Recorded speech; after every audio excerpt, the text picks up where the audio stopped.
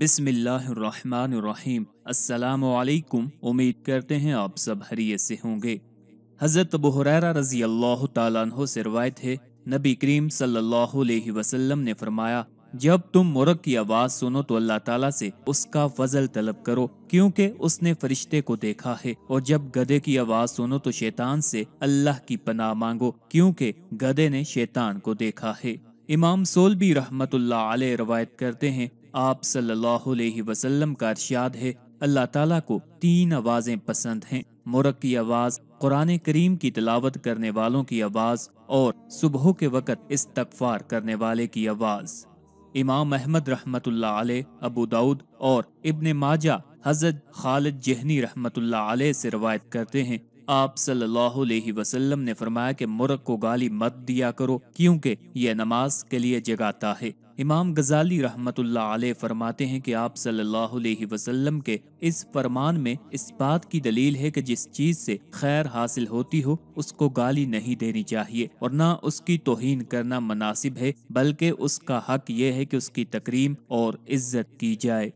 हदीस में जो आया है कि मोरग नमाज के लिए जगाता है, इसके मानी ये नहीं कि वो हकीकत में ये कहता है कि उठो नमाज का वक़्त हो गया है, बल्कि अल्लाह ताला ने इसकी फितरत में ये बात रखी है कि सुबह के वक़्त जो नमाज का सही वक़्त होता है उसमें वो बार बार बांग देता है, नमाजी की आंख खुल जाती है और वो उठकर नमाज अदा करता है। लिहाजा मोरग नमाज के लिए उठाने का एक जरिया बन जाता है और इसे बुलाने या जगाने से ताबीर कर दिया गया है। अगर वो किसी गैर वक़्त में अजान देने लगे तो इसकी आवाज़ पर नमाज पढ़ना जायज़ नहीं है, क्योंकि बसा औकात ऐसा मुशाहदे में आ चुका है कि मोरग सुबह सादिक से पहले ही इंसानों की आहट सुनकर बोलने लगता है।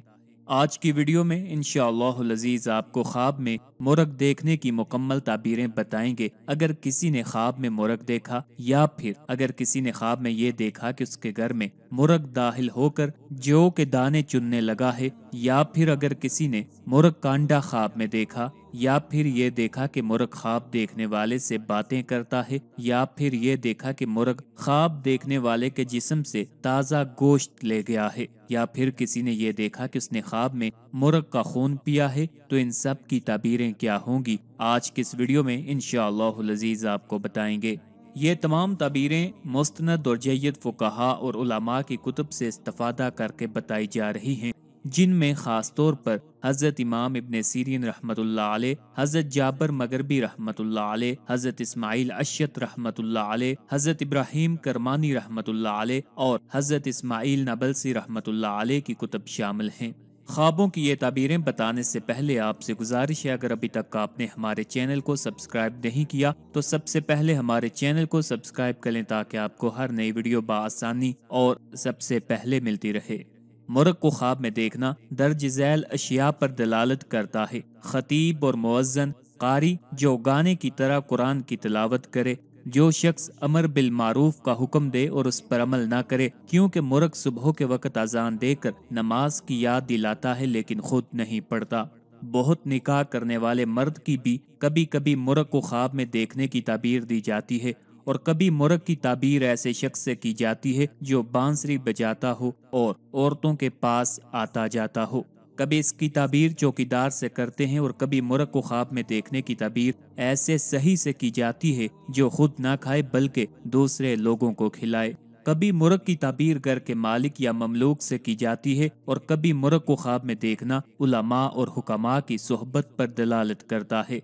हजरत इमाम इब्न सीरीन रहमतुल्लाह अलैह ने फरमाया है कि अगर कोई देखे कि उसके पास मुर्ग का अंडा है तो दलील है कि उसके यहाँ फर्जंद पैदा होगा। हजरत इब्राहीम करमानी रहमतुल्लाह अलैह ने फरमाया है, अगर कोई देखे कि मुर्ग ख्वाब देखने वाले से बातें करता है तो दलील है कि उसका काम बुलंद होगा, और अगर देखे कि मुर्ग उसके हाथ में मर गया है तो दलील है कि गमनाक होगा और उसे कोई तकलीफ पहुंचेगी।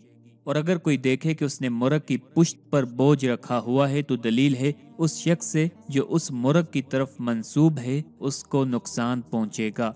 और अगर कोई देखे कि मुर्ग उसके जिस्म से ताज़ा गोश्त ले गया है तो दलील है कि कोई उसका माल जोर से लेगा, यानी जोर जबरदस्ती से उससे कोई माल ले लेगा। अगर कोई देखे कि अपने जिस्म से गोश्त का टुकड़ा मुर्ग के आगे डालता है तो दलील है कि अपने माल से कोई शय किसी को बख्शेगा। اور اگر کوئی دیکھے کہ مرغ نے گوشت کا ٹکڑا ہڈی سمیت خواب دیکھنے والے کے آگے ڈالا ہے تو دلیل ہے کہ وہ کسی سے مال پائے گا۔ حضرت اسماعیل عشیت رحمت اللہ علیہ نے فرمایا ہے کہ اگر کوئی دیکھے کہ مختلف قسم کے پرندے کسی شہر میں آئے ہیں، دلیل ہے کہ وہاں بیگانہ لشکر آئے گا، اور اگر کوئی دیکھے کہ مرغ نے خواب دیکھنے والے کی آنکھیں نکالی ہیں تو دلیل ہے کہ اس کے دین میں کسی سے تباہی پہنچے گی، اور اگر دیکھے کہ اس نے مرغ کا خون پیا ہے، دلیل ہے کہ اسی قدر اس کے مال کو نقصان پہنچے گا۔ حضرت اسماعیل نابلسی رحمت اللہ علیہ فرماتے ہیں کہ مرغ کی دلالت گھر کے دروازے اور گھر کی کشادگی پر بھی ہوتی ہے، اسی طرح خواب میں مرغا دیکھنا غلام پر بھی دلالت کرتا ہے۔ خواب میں مرغ بطور حبہ ملنا مملوک بیٹا پیدا ہونے کی طرف اشارہ ہے، اور بعض کی رائے ہے کہ اس کی دلالت غلام نسل کے جنگجو آدمی پر ہوتی ہے۔ بعض نے کہا ہے کہ اس کی دلالت ایسے کمزور اخلاق والے آدمی پر بھی ہوتی ہے جو کبھی اچھی اور کبھی بری باتیں کرنے اور بے فائدہ چیخنے کی عادت رکھتا ہو۔ بعض کی رائے ہے کہ خواب میں مرغا دیکھنا محبت والے بیٹے پر دلالت کرتا ہے۔ بعض مرتبہ مرغا پکڑنا کسی شخص کے ساتھ صلح کرنے کی طرف اشارہ ہے۔ اگر کسی نے خواب دیکھا کہ اس نے مرغ ذبح کیا ہے تو وہ مؤذن کی اذان کا جواب نہیں دیتا۔ بعض دفعہ خواب میں مرغ دیکھنا زیادتی حکمت، علماء سے ملاقات اور ان سے استفادہ کی دلیل ہے۔ اگر کسی نے خواب دیکھا کہ وہ خود مرغ بن گیا ہے تو دلیل ہے کہ وہ جلدی مر جائے گا۔